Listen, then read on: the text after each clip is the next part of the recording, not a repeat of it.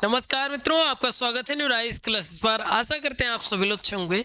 आज है 3 अप्रैल और 3 अप्रैल के जितनी भी महत्वपूर्ण प्रश्न बन सकते हैं करंट अफेयर के, आइए उस पर चर्चा करेंगे। साथ में कुछ महत्वपूर्ण फैक्ट भी जानेंगे, जैसे कि यूपी पुलिस और यूपीएसआई की और आरओआरओ का 27 जुलाई में पेपर फिक्स हो चुका है, तो उसमें किस तरीके से प्रश्न पूछे जाते हैं करंट अफेयर के, आइए उस पर चर्चा करेंगे। और साथ में जो स्टैटिक बनती है वो भी करंट से रिलेटेड ही बनती है, तो उस पर भी चर्चा किया जाता है। इसलिए आप चैनल को सब्सक्राइब कर लीजिए ताकि आपकी तैयारी जो है बेहतर हो सके। अगर आपको इसकी पीडीएफ चाहिए तो मेरा टेलीग्राम चैनल ज्वाइन कर लीजिएगा, उसमें आपको पीडीएफ प्राप्त हो जाएगी। आइए बात करते हैं। तो हाल ही में एक दिवस मनाया गया, कौन सा दिवस मनाया गया? तो यहाँ पे बात करते हैं विश्व ऑटिज्म जागरूकता दिवस 2025 के संदर्भ में सही उत्तर चुनिए। तो आइए चुन लेते हैं। यहाँ पे 3 कथन दिए। पहला कथन दिया, ये प्रतिवर्ष 2 अप्रैल को मनाया जाता है। इसकी 2025 की थीम क्या रही है? तो advancing narrow diversity and the UN sustainable development goals. फिर तीसरा कथन दिया, इसे संयुक्त राष्ट्र महासभा ने 2 अप्रैल 2007 में इस दिवस को घोषित किया। तो देखिए, ये 2 अप्रैल को मनाया जाता है, बिल्कुल ठीक है। 2025 की थीम ये रही है इसकी, और संयुक्त राष्ट्र महासभा ने 2 अप्रैल 2007 में इस दिवस को घोषित किया। तो ऑप्शन नंबर हो जाएगा डी वाला। सभी कथन जो है वो सही है। अगर पूछ लिया जाए 10+2 में, ऐसे पूछा जाता है कि इसका थीम क्या रहा है, ऐसे पूछा, या कब मनाया जाता है, ये भी पूछा जाता है। दिवस से 100 में 100% 1% पूछा ही जाता है, तो आप याद रखिएगा। आइए आगे बात करते हैं। ये क्वेश्चन जो है हिंदुस्तान का न्यूज़पेपर आज का देखेंगे, तो उसमें उस न्यूज़ थी, उसी से ये प्रश्न बनाया गया है। हाल ही में प्रधानमंत्री नरेंद्र मोदी 3 अप्रैल से किस देश की यात्रा पर है? ठीक है, ये प्रश्न जो हिंदुस्तान का न्यूज़पेपर देखेंगे तो उसमें न्यूज़ दी थी। तो इसमें बात करते हैं, प्रधानमंत्री नरेंद्र मोदी जो है, यहाँ पे ऑप्शन दिए म्यांमार, नेपाल, भूटान, थाईलैंड। ये भारत के पड़ोसी देश है, और भारत के पड़ोसी देशों में कौन से देश पे यात्रा पर है? तो ये जो है थाईलैंड की। थाईलैंड की क्यों यात्रा की है, आइए उसके बारे में चर्चा करते हैं। ऑप्शन नंबर 4 वाला सही हो जाए, थाईलैंड। आइए थोड़ा सा और चर्चा करते हैं। तो यहाँ पे बात करते हैं, जो मोदी जी थाईलैंड गए, तो उनकी जो है यात्रा जो तीसरी यात्रा है। थाईलैंड की कौन सी यात्रा है? तीसरी यात्रा है। ये जो है कथन में प्रश्न बनाए जा सकते हैं। उसके बाद बात करते हैं दोनों देशों के बीच जो है 2024 में व्यापार कितना रहा है? तो 17.5 अरब डॉलर रहा है। ठीक है, कितना रहा है? तो 17.5 अरब डॉलर जो रहा है, दोनों देशों के बीच व्यापार है, भारत और थाईलैंड का। अगर बात करते हैं, यहाँ पे ये पॉइंट सबसे महत्वपूर्ण है। भारत जो है थाईलैंड का 11वां सबसे बड़ा व्यापारिक है। अगर वही बात करते हैं भारत का जो है, थाईलैंड कौन सा है? तो 21वां बड़ा व्यापारिक है। अगर पूछ रहे हैं थाईलैंड का, भारत जो है कौन सबसे बड़ा व्यापारिक कौन से नंबर का है? 11वां है, और भारत का 21वां है थाईलैंड। उसके बाद बात करते हैं, प्रधानमंत्री नरेंद्र मोदी किस लिए गए? तो 6वें बिम्स्टेक शिखर सम्मेलन में भाग लेंगे। मोदी जी जो है 6वें बिम्स्टेक शिखर सम्मेलन में भाग लेंगे, याद रखिएगा। इसलिए जो है थाईलैंड की यात्रा पर है। अगर बात करते हैं थाईलैंड में भारतीय कितने रहते हैं, तो करीब जो है 5 लाख भारतीय इसमें रहते हैं। अगर पूछ लिया जाए कि 21 लाख जो है, 21 लाख पर्यटक 2024 में थाईलैंड गए थे, याद रखिए, पर्यटक के रूप में 21 लाख गए थे।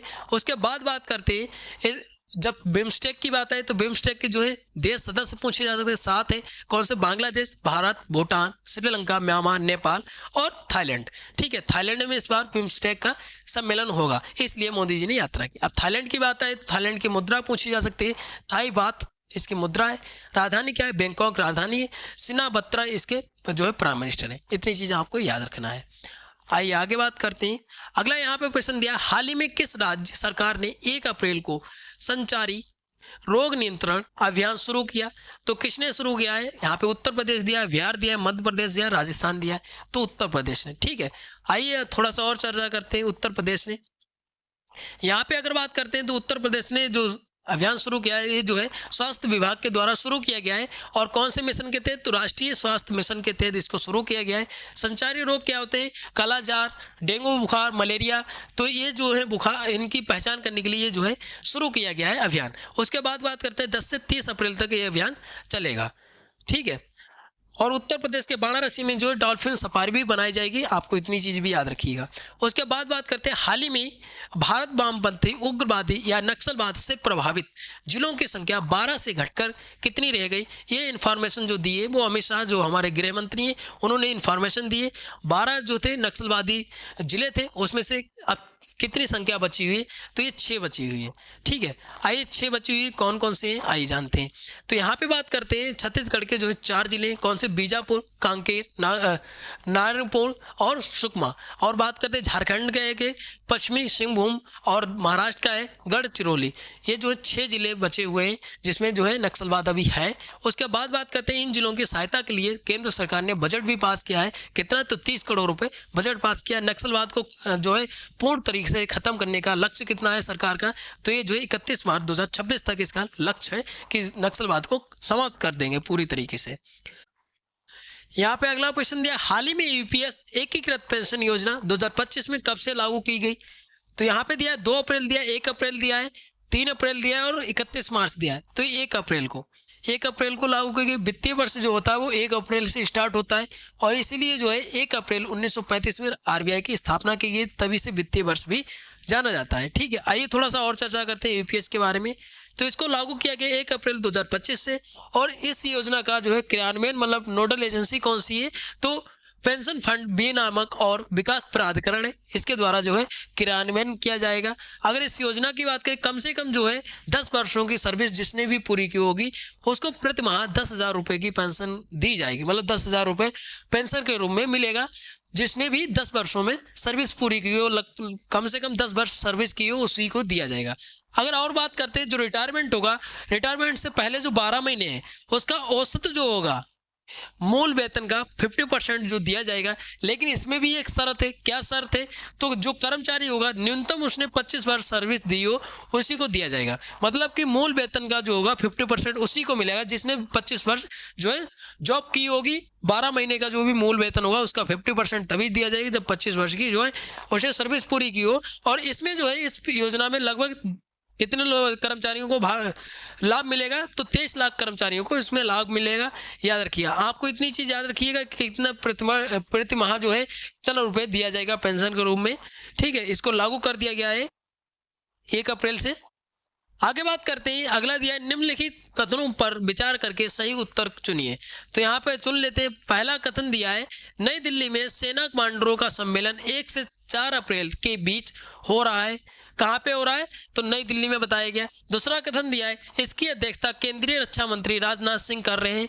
तो देखिए, जो सेना कमांडरों का सम्मेलन हो रहा है नई दिल्ली में 1 से 4 अप्रैल के बीच हो रहा है और नई दिल्ली में हो रहा है। ठीक है, इसकी अध्यक्षता जो कर रहे हैं वो केंद्रीय रक्षा मंत्री हैं, कौन, राजनाथ सिंह, ये कर रहे हैं। तो देखिए कथन जो हो जाएंगे, दोनों कथन सही हो जाएंगे। ऑप्शन नंबर 3 वाला सही हो जाएगा। ठीक है, ऑप्शन नंबर 3 वाला सही हो जाएगा।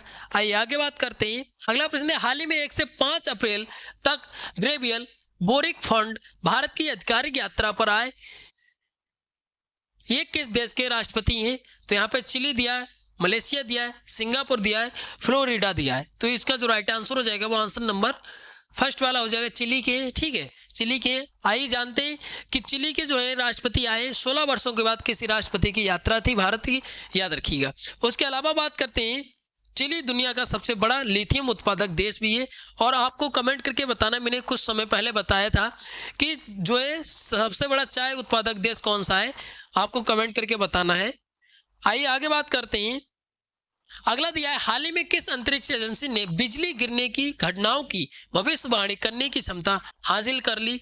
तो किसने कर ली है, तो बिजली गिरने की जो है घटनाएं होती हैं उसकी जो भविष्यवाणी मतलब पहले से बताने की जो क्षमता किसके पास हासिल कर ली है, किसने, तो ये जो है इसरो ने। ठीक है, भारतीय अंतरिक्ष एजेंसी इसरो, इसने हासिल कर ली है। अब बात करते हैं कि इसरो की बात आई तो इसके बात करते हैं, इसके अध्यक्ष पूछे जाते हैं तो बी नारायण इसरो के अध्यक्ष।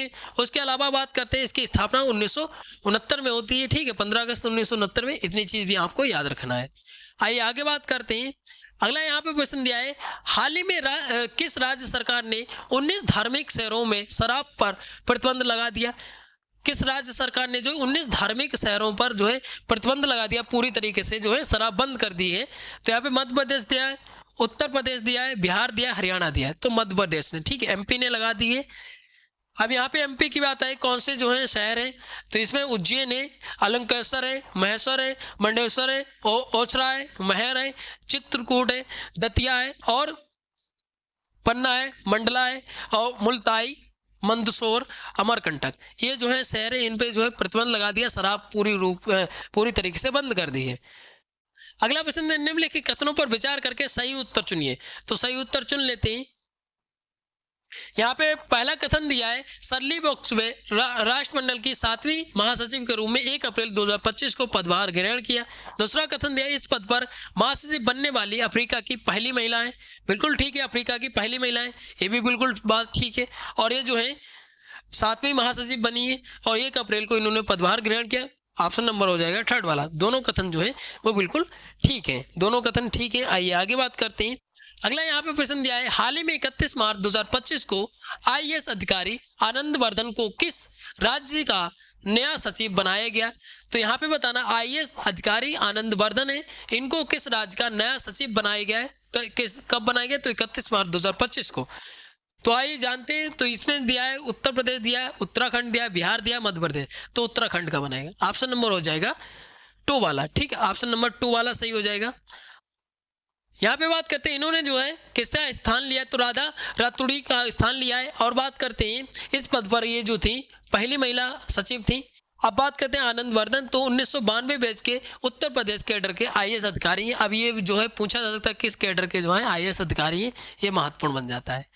अगला प्रश्न है, डॉक्टर पूनम गुप्ता ने भारतीय रिजर्व बैंक के डिप्टी गवर्नर के रूप में किसका स्थान लिया है।